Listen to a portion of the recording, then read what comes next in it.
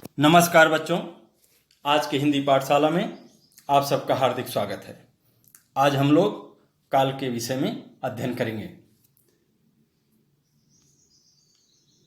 पहला इसका उद्देश्य इस पाठ को पढ़ने के बाद विद्यार्थियों को निम्नलिखित ज्ञान प्राप्त होगा। पहली बात कि काल किसे कहते हैं, दूसरा काल के भेद, और ये 3 प्रकार के होते हैं: वर्तमान काल, भूतकाल, भविष्य काल। अब काल किसे कहते हैं? काल का अर्थ समय होता है। काल हमें किसी कार्य के संपन्न होने का समय बताता है। काल क्रिया का वह रूप है जिससे कार्य संपन्न होने के समय का बोध होता है। जैसे मैं खेल रहा हूं, मैं खेल रहा था, मैं खेलूंगा। तो यहाँ तीनों वाक्यों में खेलने की क्रिया का समय बताया गया है। अब देखिए, पहला काल यानी वर्तमान काल। वर्तमान काल, यह काल वह समय होता है जिसमें क्रिया का आरंभ हो चुका होता है और कार्य का वर्तमान काल में होना पाया जाए, उसे वर्तमान काल कहते हैं। जैसे वह खाता है। अब वर्तमान काल के भेद देखें। इसके 5 भेद हैं। पहला, सामान्य वर्तमान, क्रिया का वह रूप जिससे क्रिया का वर्तमान काल में होना पाया जाए सामान्य वर्तमान कहलाता है। जैसे वह आता है। दूसरा है तात्कालिक वर्तमान। इससे यह पता चलता है कि क्रिया वर्तमान काल में हो रही है। जैसे मैं पढ़ रहा हूं। तीसरा है वर्तमान काल का तीसरा भेद, पूर्ण वर्तमान। इससे वर्तमान काल में कार्य की पूर्ण सिद्धि का बोध होता है। जैसे वह आया है। चौथा भेद देखिए, संदिग्ध वर्तमान। जिससे क्रिया के होने में संदेह प्रकट हो पर उसकी वर्तमानता में संदेह ना हो। जैसे राम खाता होगा। तो यहां पे क्या है? क्रिया में संदेह है, प्रकट हो रही है, पर उसकी वर्तमानता में संदेह नहीं है। राम खाता होगा। 5वां भेद देखिए, संभाव्य वर्तमान।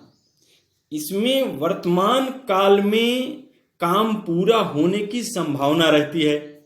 जैसे वह आया हो, वह लौटा हो।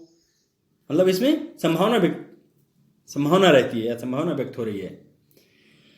अब आगे देखिए, अगला है काल का दूसरा भेद है भूतकाल। जिस क्रिया से कार्य के समाप्ति का बोध हो उसे भूतकाल की क्रिया कहते हैं। जैसे लड़का आया था। अब भूतकाल के 6 भेद हैं। पहला है सामान्य भूत। जिससे भूतकाल की क्रिया के विशेष समय का ज्ञान न हो उसे सामान्य भूत कहते हैं। जैसे मोहन आया, सीता गई आदि। दूसरा भूतकाल का भेद है आसन्न भूत।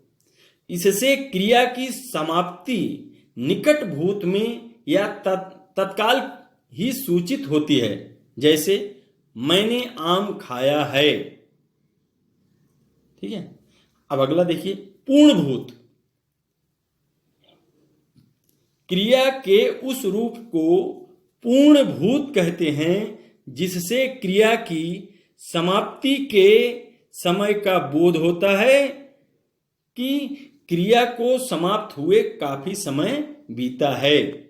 जैसे वह आया था। अब चौथा देखिए, चौथा भेद भूतकाल का अपूर्ण भूत।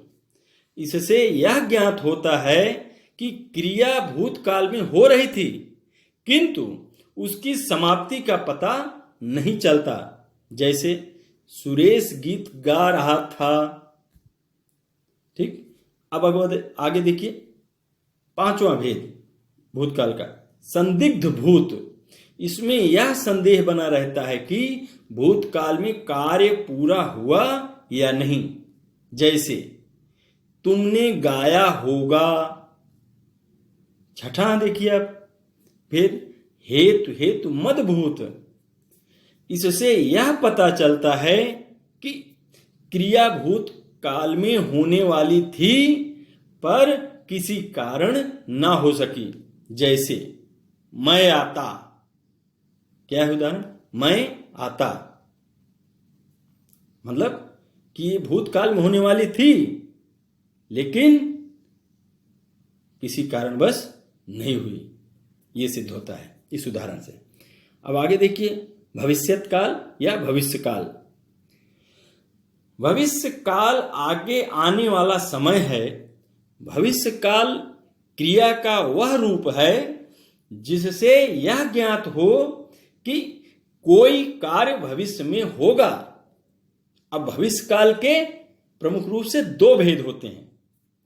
पहला है सामान्य भविष्य, इससे यह बोध होता है कि क्रिया सामान्यतः भविष्य में होगी, जैसे मैं पढ़ूंगा।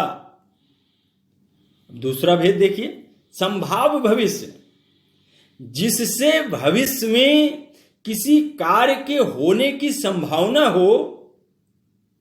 जैसे संभव है रमेश कल आए, यहां पर क्या संभावना व्यक्त की जा रही है कि शायद वो कल आए, या संभव है रमेश कल आए। तो ये भविष्य या भविष्यत काल के उदाहरण हैं। अब कुछ हम आपके लिए गृह कार्य दे रहे हैं कि निम्नलिखित वाक्यों में काल की पहचान करें। मतलब आपको सिर्फ, क्योंकि हमारे यहाँ जो आता है सिर्फ उदाहरण रहते हैं, वाक्य रहते हैं, उस सामने उसके लिखना होता है कि ये कौन सा काल है। तो आपको भी ये 5 उदाहरण दिए गए हैं, इसमें से आपको पहचानना है कि कौन से उदाहरण, मतलब कौन सा वाक्य कौन सा काल है, कौन सा वर्तमान है, कौन सा भविष्य काल है, कौन सा भूतकाल है।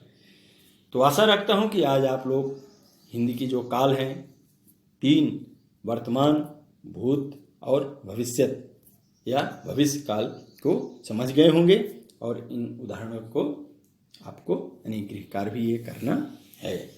तो आशा रखता हूँ कि आप लोग समझ गए होंगे। अब इन्हीं शब्दों के साथ मैं अपनी वाणी को विराम देता हूँ। धन्यवाद।